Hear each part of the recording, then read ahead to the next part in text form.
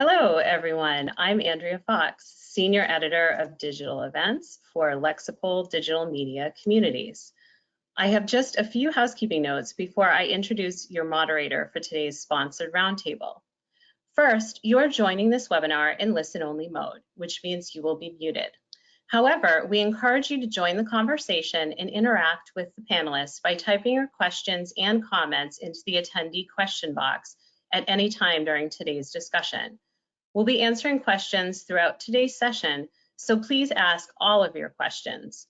We'll also be making this webinar available as a recording on policeone.com, so you can refer back to our discussion today on demand. Also, while we do not anticipate having any technical issues, they do sometimes occur. If this happens, we do have a backup plan, so please stand by while we resolve the issue. Okay, so new laws being implemented nationwide are calling on law enforcement agencies to figure out, fund, and shore up comprehensive body-worn and in-car camera programs. But there is a lot more to checking the box than buying cameras. Under the mandates, agencies will need to establish a timeline for implementation, research, and understand community costs and budget constraints, obtain grants, develop body-worn camera rules and procedures, manage digital evidence requirements, and establish reporting. Part of larger legislative reforms, these mandates can be complicated in how they are funded and pose cost and data management complexities for agencies. Today with policeone.com, you'll learn what's required of your agency's body cameras and in-car cameras, gain insights into how to develop camera programs, and find out how to apply for government grants.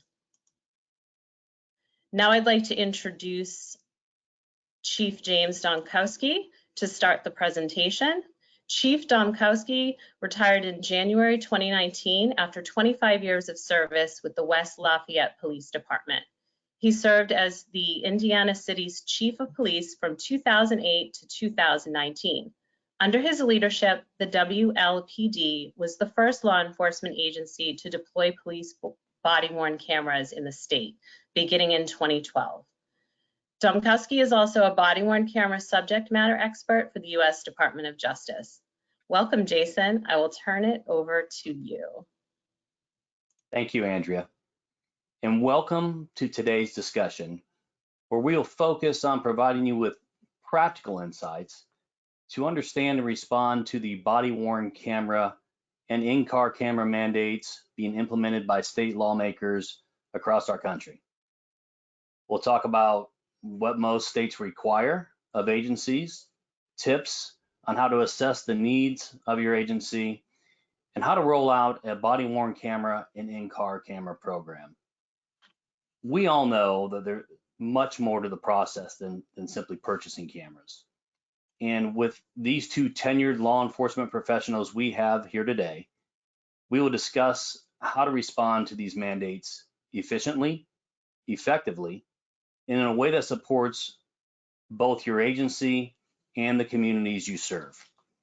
So let's begin. Let's meet our guests. Let's start off with Chief Hayes. Chief, can you get us started? Certainly. Good afternoon, everybody across the country. I'm Dave Hayes. I'm the police chief in Louisville, Colorado.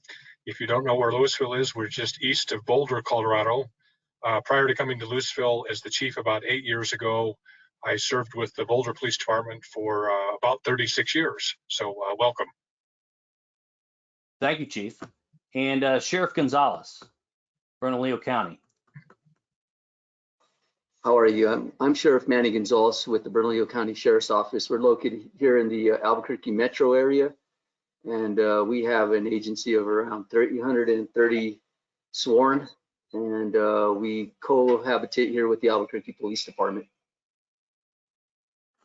Thank you, Sheriff. Yes. And thank you to both of you for joining us today. Now, let's start things off. Chief Hayes, your agency implemented a body-worn camera before Colorado's enhanced law enforcement integrity bill was passed. What motivated you to get ahead of your state's mandate? Well, we started about 4 years ago with another vendor, and we just knew that it was coming. We're a small agency. Our authorized strength is 38. We don't have a lot of complaints. Our officers, like all of your departments, do a great job, but we knew that it was coming. We also knew that it was a way to be transparent and to make sure that our community was able to see the good work that our officers are doing. So we started about 4 years ago. I spent about 3 years with our first vendor, and when that contract came up, we went out to an RFP process and selected Utility as our next vendor. In fact, we signed a 7-year agreement with Utility. Chief, did the passage of the Colorado mandate impact your body-worn camera program? And really, did you have to make any changes to the program or your policy once the mandate came along? We did. So up until the law changed, and it actually goes into effect in Colorado in 2023, although I'm told that in this current legislative session, it may actually be moved up to 2022. So we had one in place. We had a good policy in place. We in Boulder County, Colorado, we all philosophically believe in cameras, and so we had a good policy. With the pending law changes, even though it was not required yet, we did go back and tweak our policy. And fortunately, with what we had already put into place with Utility, we had everything that we needed, and more than even the law requires with our existing vendor with Utility. Thank you, Chief. Sheriff Gonzalez. Yes. You recently implemented your agency's body-worn camera program. And how did New Mexico's Senate Bill 8 affect the process of building your body-worn camera program? And did it affect how you selected a body-worn camera vendor? Absolutely. We had the bill passed, and we were given no meaningful guidance when the bill was written. It was very poorly written. There was no input taken from law enforcement, so we struggled with the bill. And so what we had to do is we had to do this on 2 different fronts. We had to write a very comprehensive policy, and then we had to go out there and do the testing and looking at and research on what we considered hopefully a modern, I wouldn't say a camera, but we were looking for a device. So I know you took quite a bit of time to vet that out, and in doing so, I know a little bit more about the solution was a really big deal to you, rather than just checking a box. Is that right? That's correct. You know, what we had the opportunities, I think the Albuquerque Police Department was one of the first agencies in the country to put cameras on their officers. And through witnessing that technology, we weren't ever certain about how it was rolled out. I know they had rolled out the cameras before they rolled out policy. So there's always things and issues that we were concerned about for officer safety. There was concerns about the cost and some of the other things that we weren't able to afford at the time.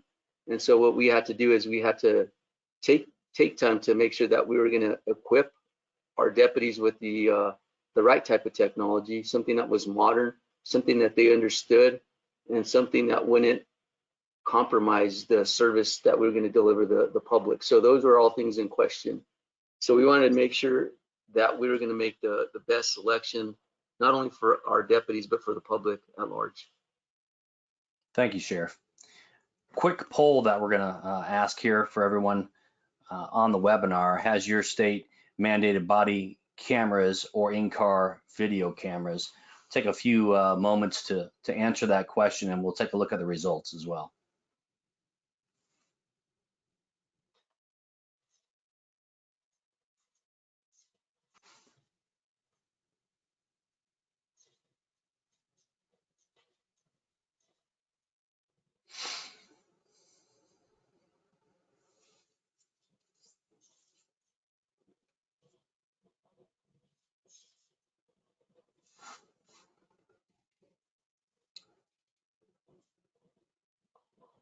So as this has become a large topic across the country, more and more states are going down this road. it appears we have about 15% of the people that answered the question that have a mandate, and about 85% that don't currently have a mandate, but preparing, I think, for that said mandate in your state. And I think as we take a look at that and we're starting to go forward and with that mindset of getting ahead of that mandate is really what I think people are tuning in for this afternoon. Sheriff? Yes. With the process fresh in your mind, what would you tell those tuning in today should be the first consideration when beginning to develop a body-worn camera implementation plan? Well, you need to tailor that to your respective agency. So Jason, you were out here. One of the biggest considerations that we had invested literally tens of millions of dollars in other technology. We wanted to make sure that the technology we selected was able to speak to the other technology, so to speak. So that's why we went with body worn. We were able to integrate a lot of those systems because we didn't want our technology to go to waste. There was just tens of millions of dollars that we had spent on other technologies like record management systems and other type of technologies. And we wanted to ensure that the technology that we selected was going to complement what we purchased. And after vetting out all the technologies that were existing at the time, hands down, this system complemented what we needed to get done. So the interface, really, the software solution, providing that digital evidence management solution, was what you focused on to interact with your other technology? Absolutely, but also actually the public trust and the relationship between the public and knowing that we had an automated system, something that we didn't have to put the burden on the deputies, so to speak, because there was a lot of controversy with some shootings, not only in this local area, not so much with our department, but with other agencies, and I'm going to say across the country. So for us, this was a better solution. It took that burden away. It gave the public the trust that we were picking a technology that was going to be automated, whether it was censored or geofenced, emergency equipment activated. And those were the things that we were looking at to alleviate some of the burden from the deputies, because again, the bill that was passed was very poorly written, and we had to do something that was going to actually complement or actually protect not only the office but the deputies and the public at large. It's great insight, Sheriff. And building on that thought, Chief Hayes, what would you recommend as the first step in assessing an agency's body-worn camera needs? Sure, I agree with the good sheriff in terms of the technology and making sure that you've got interfaces with already existing systems that you have. We did the same thing. One of the big selling points for us, there's several, but one of the ones I'll talk about first is the interface with our CAD system, or our computer-aided dispatch system. We saw that as a feature that was offered by utility. So now I think we've got it set in Louisville that priority one calls, when the officers get to a certain distance away from the call, on priority one calls, their cameras are turned on. When the officers go to mark their videos, a lot of the information is already downloaded from the CAD system. You certainly want to make sure that you include your officers in this and early on start talking about that it is a safety feature, it is a transparent feature, and so there has to be the kind of the inroads, if you will, for the officers is, so what's in it for them? And what we went through a process was we wanted a vendor that had lots of officer safety features in it, officer down feature to name one, the CAD interface to name another. So we wanted to make sure that that was in place. And then we also emphasized, not only does it record your conversations with people, but it's also a way to record and document other things that you may do, consent searches, search warrants, those kind of things. It doesn't get any better than that, right? You've actually got a video of a conversation with somebody about giving their consent, or you have a video of you executing a search warrant. So later on, if it becomes a question about whether there was a consent or whether or not the officers acted properly on a search and looked for the right kind of things, we've got it documented. We just didn't have any, there was no real transition for us. Officers saw it for what it was, and it really was pretty seamless for us. Thank you, Chief. I think we have a second poll question that we're going to start at this time. Does your agency have body cameras currently?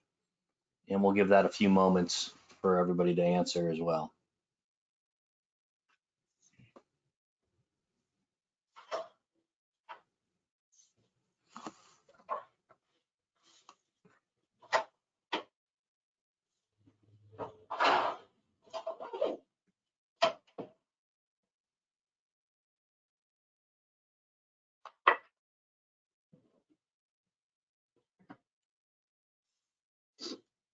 All right, so there's our poll results. 60-40 exactly on yes, already have, and a lot of people looking down the road, it appears, to implement a body-worn camera system, possibly because of a mandate. And with that in mind, Chief, what in your experience would you say that are the additional key stages of responding to a camera mandate? Well, certainly you need to try and understand what the legislative, what the law is going to be, kind of what their intent was, and then trying to implement it. And I think we're a little similar to what Sheriff Gonzalez talked about. We didn't get a lot of direction in the law when it was passed last year. Fortunately, we didn't have a crystal ball or anything, but I think we went into our policy being reasonable. Again, it came out of our Boulder County chiefs and sheriffs meetings about what a good policy was. So you need to make sure you understand the law. And then I would also suggest that you probably look beyond the law. And one of the things, for instance, that not required yet in Colorado, but the in-car video. So one of the things that we did is we kind of looked towards the future. As long as we're going to put in the rocket system in our police cars, we should probably pre-wire for the in-car video and for the dome light video. So we did that. Again, not required yet in Colorado, but I think as our legislatures hear from other states and that becomes the new buzzword, perhaps, we're going to be ready for it. In fact, we've got a budget request in, a budget supplemental request for 2021 now that would allow us to add those in-car videos. So I think it's trying to see into the future, trying to be as conservative as you can, and just know that at least in Colorado, more to follow, and you just need to buy as far into the future as you can. Yeah, thank you, Chief. Now let's spend some time talking about cost related to body-worn camera mandates. Sheriff, how did you determine your budget for your body-worn camera program, and what sort of budget resources did you use to fund the Bernalillo County program? Jason, that was a moving target for us because we didn't have an existing budget. So, this was an unfunded mandate by the way the law was rolled out. And so we had to work with the county commission. They were fully cooperative because they understood some of the, I guess, the scrutiny that maybe publicly that we were facing in the media. So they were working along with us, and we came to a end road of what was going to work best, not only for us, but who we were going to work with as a vendor. We found that with your company that it was something reasonable, something that we could afford, but it was a kind of a long-term period, like 5-year thing that we could look at, that we weren't going to kind of get taken to the cleaner, so to speak, with some of the hidden cost. And so for us, when we were looking at those final numbers, we were able to come to a resolution with the county commission and your company and figure out, hey, this is a 5-year contract. It's reasonable. There's no moving target when it comes to escalating costs with storage, and those were big factors for us. So that really worked out well for us. So, Sheriff, on that note, what other sorts of tools, guidelines, resources did you use throughout the development and implementation of your program? Well, we worked side by side with, we actually test vetted a couple different systems. And so for us, it was comparing the two to make sure that we were going through and making the best selection. So we made some visits with other agencies, to include another company, to compare the two products. And we compared the two, and again, what was best selection for our department and tailored for our needs with technology needs, cost, policy, and everything, at the final selection was body worn for us. And you and I talked quite a bit when you were going down that road. I know a large factor for you, peace of mind of having the video when you're supposed to have the video for your community, when you spend those tax dollars. CAD activation was, I remember, a big piece for you of having several features, automated features that Yes. turn the camera on automatically. Can you talk about that a little bit? Yes, absolutely. So just days after we went 100% operational, we had a deputy involved shooting. I think it was about a couple weeks into activating the systems. And we've had a number of shootings, but it was proven just based on the sensor activation of the holster. When our deputies were in a pursuit and they were shot in a foot pursuit, they were shot at, it was activated. That gave a somewhat of, I guess, the approval of what we had purchased to not only us but to the public, knowing that when we needed that video and provided it to the media, they seemed to be very satisfied with it. It just vindicated what we had been saying for years in terms of not having cameras, but that was another tool in our tool pouch that it seemed that we needed. And I know there's little intricacies that we would probably want to revise, but the good thing is that we are able to work with you and talk to you about those things that we probably need to talk about, maybe the stability of the lens platform.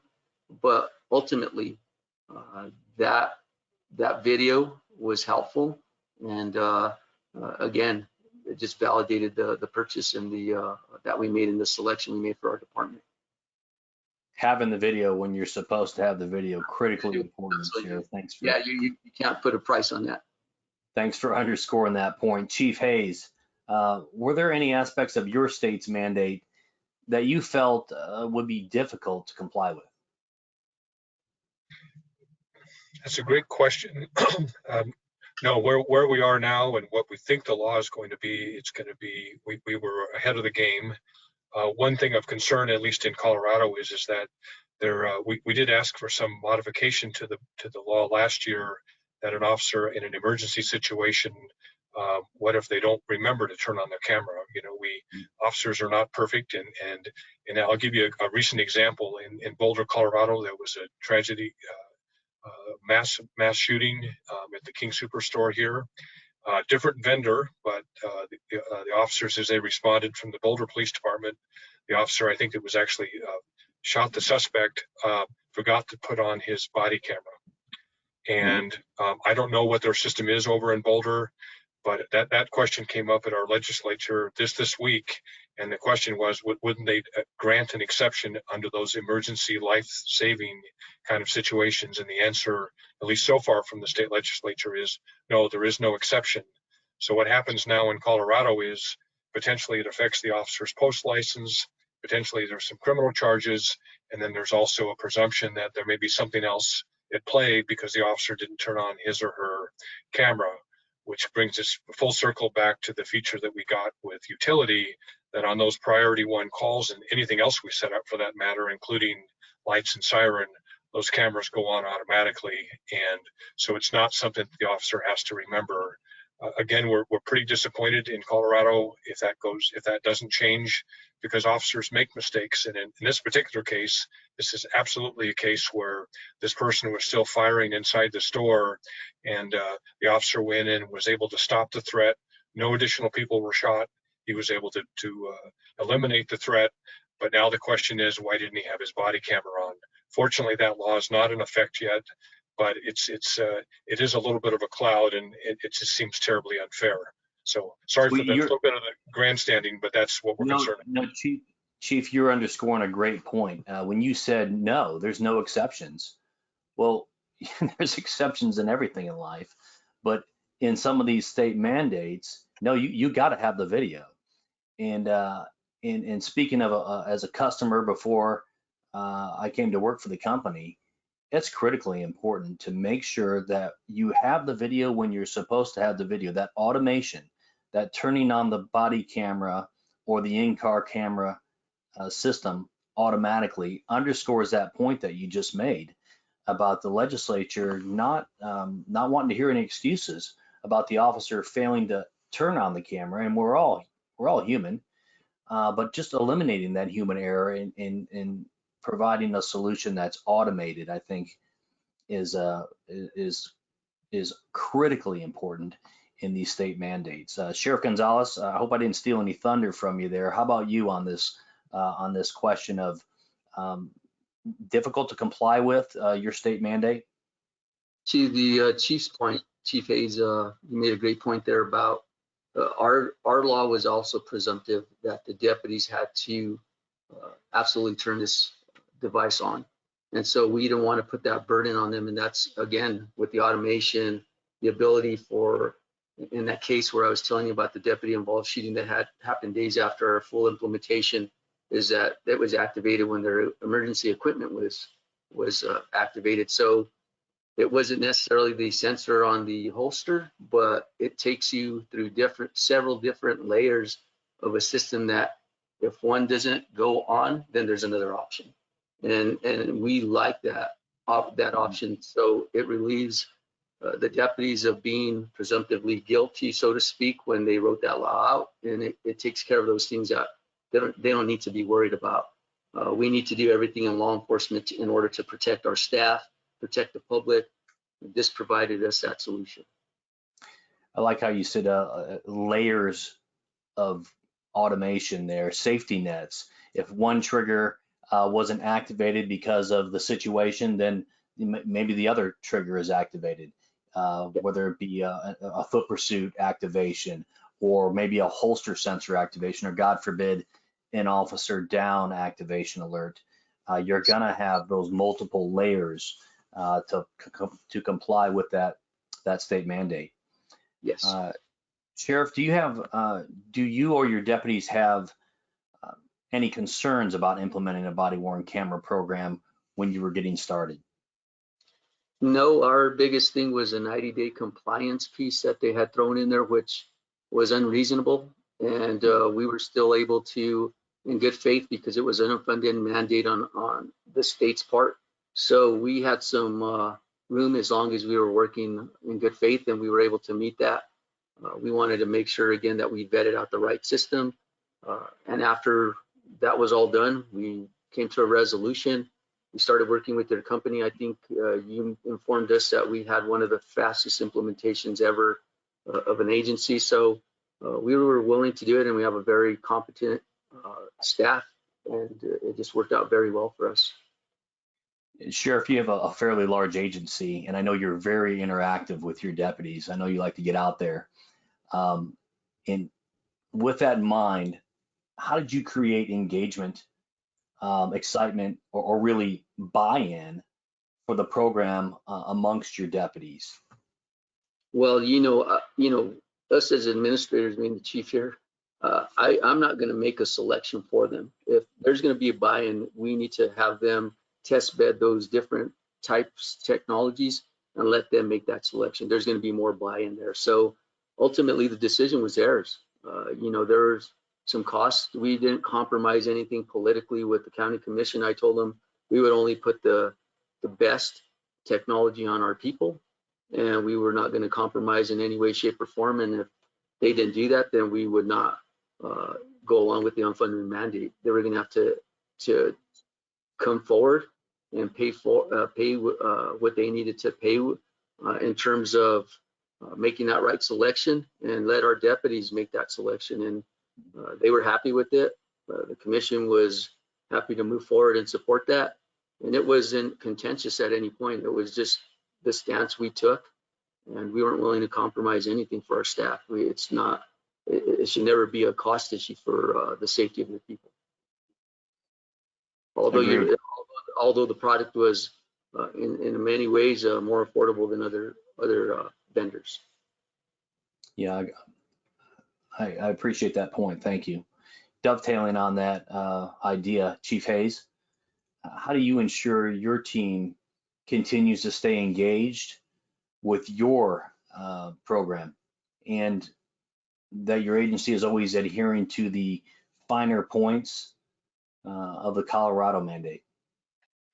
Well, we've certainly had a number of discussions, and we'll have another discussion when this legislative session is done, and kind of an update for everybody. But again, our officers really embraced it on the front end. They've thought of all kinds of creative ways to use it. We've talked about the search warrants and the consent to search and interviews at an accident scene.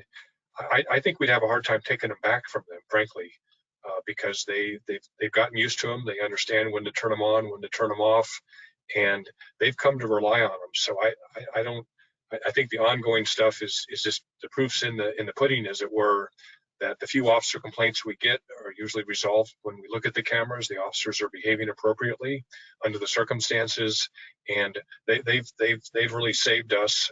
And it just we're able to, as the sheriff mentioned, the videos are there, and you've mentioned as well, the videos are there when you need them, and it just is, again, we'd have a tough time scaling them back. Even if all this disappeared, I think we'd still want to use them. And as you pointed out, we had them long before they became required in Colorado, because we thought it was the right thing to do.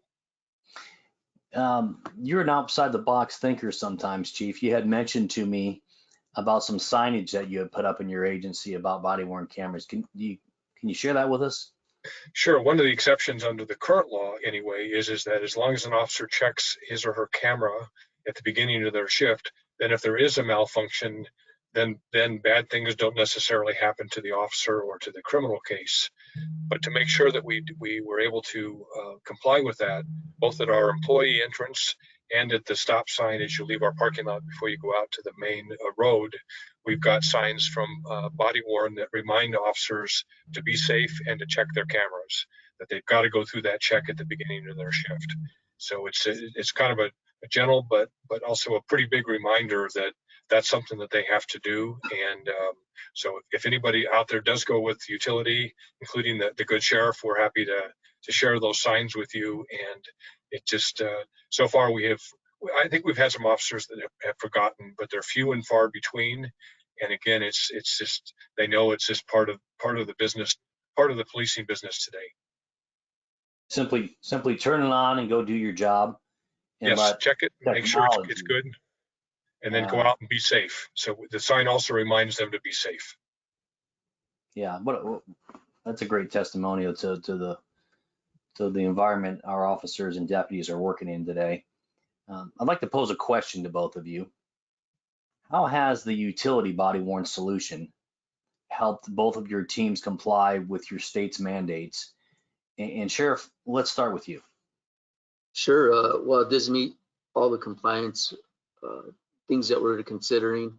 So, I have no reservations about not only the quality of the product, but the policy rolled out. So, in speaking to that, they considered writing another piece of legislation that complemented the selection of the camera we picked.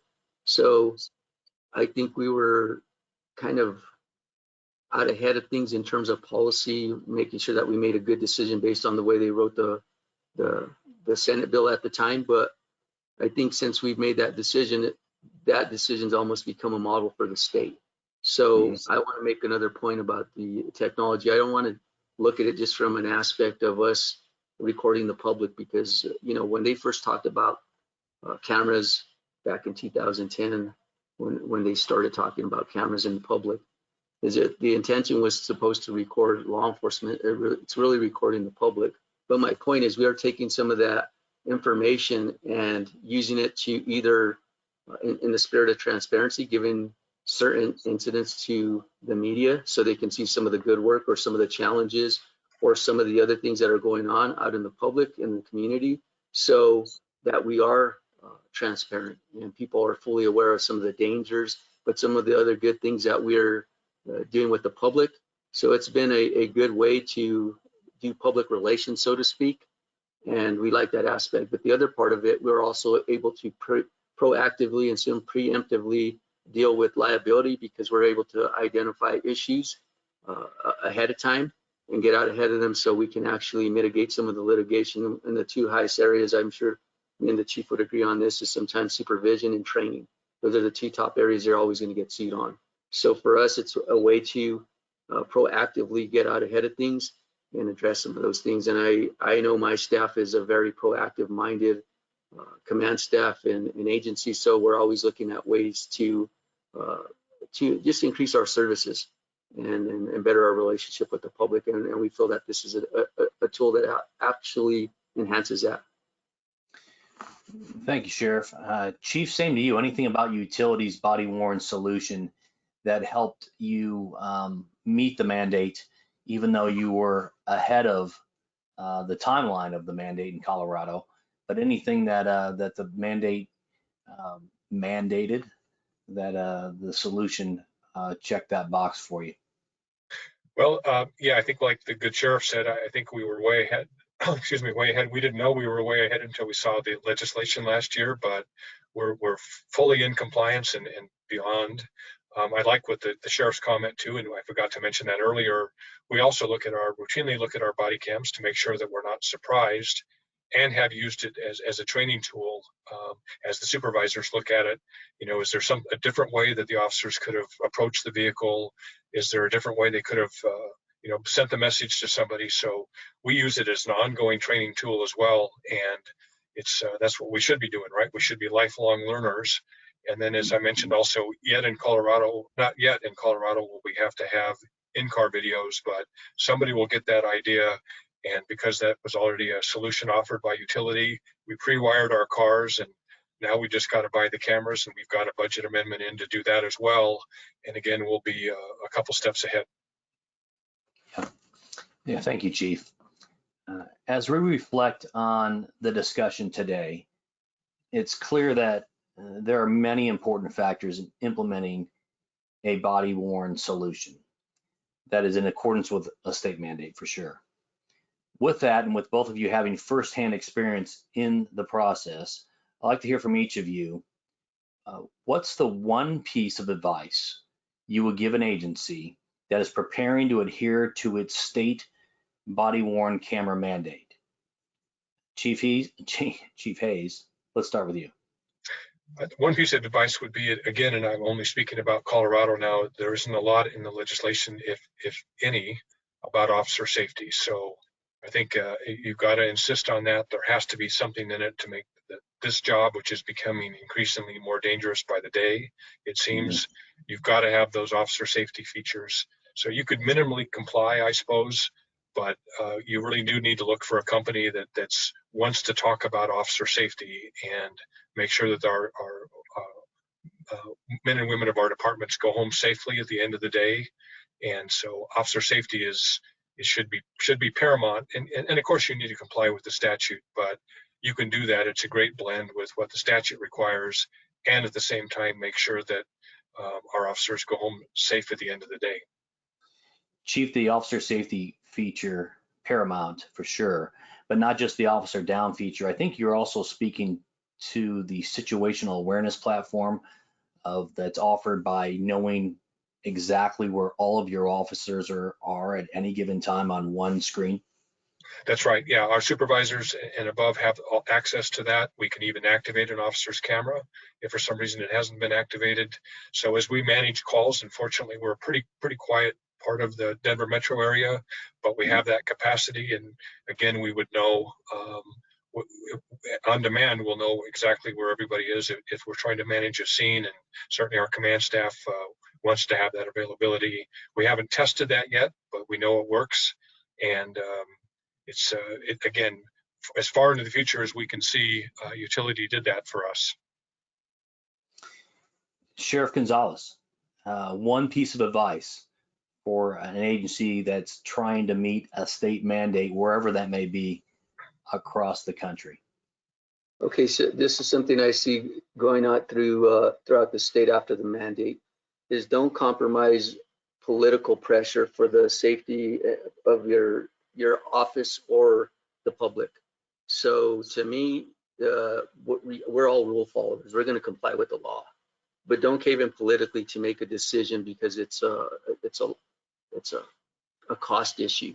You know, make sure that you get what you need and it's adequate and it's going to provide the needs of the department or your office and the public. Don't sit there and because you only have so much to work on, figure out a way to get there financially or funding wise to make that decision. Even if it takes you a little bit longer, I can't probably emphasize that more than anything, and I never would. I'd rather lose my office than to do that. So it's not worth the safety of any one person in your department and costing them their lives or somebody in the public. That's something I would never do ethically. Yeah, thank you, Sheriff. I love those. If you have one piece of advice to give, and those are really what this webinar has been about today, to underscore a couple of key points. Thank you both for your insight today, and thank you for all attending the Police One webinar today. If you submitted a question today, we will follow up with you after the event, or if you would like to ask a follow-up question, please email us at marketing@utility.com. That's marketing@utility.com. To Chief Hayes and to Sheriff Gonzalez, I want to reiterate how proud we are at Utility to serve as a strategic partner for your agencies, and the information you shared is an invaluable resource for those listening today. We'll share a recap and a video of this conversation, and we welcome your feedback in our survey. On behalf of the entire team at Utility, thank you for making the time to join us. Stay safe, and we hope to see you on our next webinar event. Thank you. Thank you. Take care, everybody. Be safe out there. Thank you, Chief Hayes. Have a great day. You too, Sheriff. Be careful. Thank you, gentlemen. I want to thank you all, and thank you so much, Chief Donkowski, for bringing this important presentation on preparing for police camera mandates to Police One, where it will be available on demand on policeone.com. I also want to thank you, our attendees, for joining us today and every day. Everyone have a great afternoon. The webinar is now concluded.